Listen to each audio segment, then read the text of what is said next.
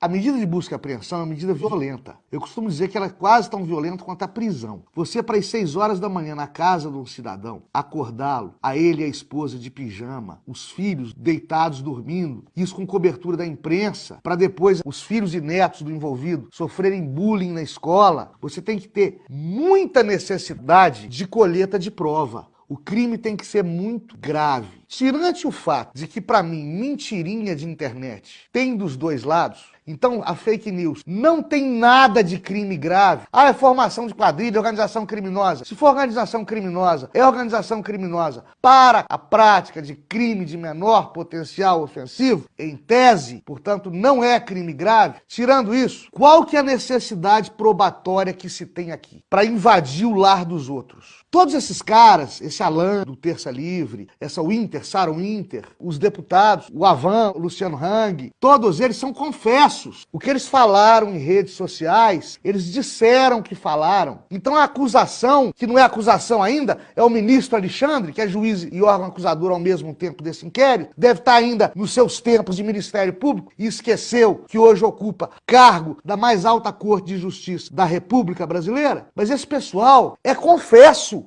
Eles falaram na internet e disseram que falaram. Vai buscar prova do quê? Vocês já têm a confissão, que é a rainha das provas. Agora é dar roupagem jurídica a isso. É dizer se isso é crime ou não é crime, e se for crime, qual crime é. Mas isso agora é com o Ministério Público, ministro Alexandre. Não dá para bancar juiz inquisidor, não. Eu não imaginaria que nós chegaríamos a isso. Tem hora que me dá saudade. Olha só, me dá saudade do ministro Joaquim Barbosa. Olha a que nível chegamos. Você não consegue conceber, no mundo jurídico, um juiz proativo na colheita da prova, coisa que em raríssimos casos se admite. E qualquer operário do direito avisa isso para vocês. É raríssimo você ver um juiz tomando iniciativa probatória. É um caso em 1000 e tem que ser super justificado. Segundo, confundindo alhos com bugalhos. Pode ter tido crime contra a honra, mas não é fake news, não é notícia, não é fato mentiroso. É versão da opinião sobre o fato. E terceiro, são fatos incontroversos. É igual o programa Entretanto, Dr. Renato Zup. Eu tô falando o que eu tô falando e assina embaixo. Não precisa provar que eu falei.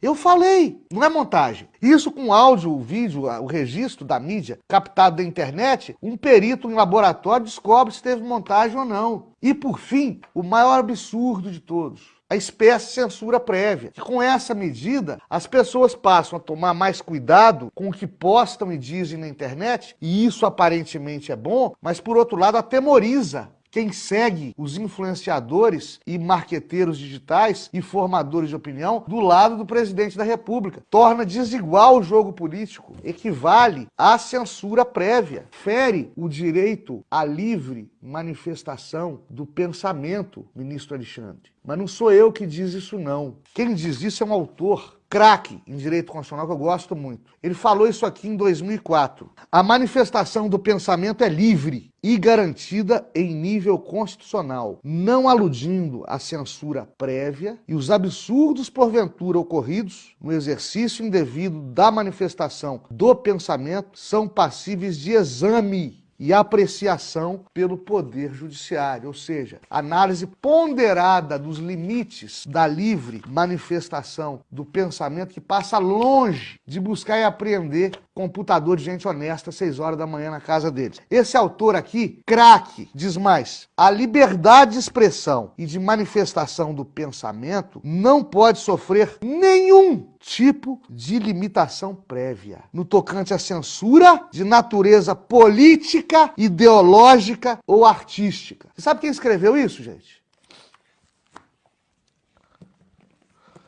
Ministro Alexandre de Moraes, em 2004. Livro este que, de vez em quando, eu consulto. É aquela velha história, né? Façam o que eu decido, não façam o que eu escrevo. Isso ele disse em 2004. Enquanto recém-egresso do Ministério Público Paulista, já se tornaram professor emérito, catedrático, secretário de Segurança Pública e depois galgado a ministro da Justiça do governo Michel Temer. Ministro Alexandre de Moraes, como doutrinador, diz uma coisa, como ministro do Supremo, decide outra coisa. Causa caos no mundo jurídico, causa insegurança jurídica. O cidadão não sabe mais o que ele segue, o que ele obedece.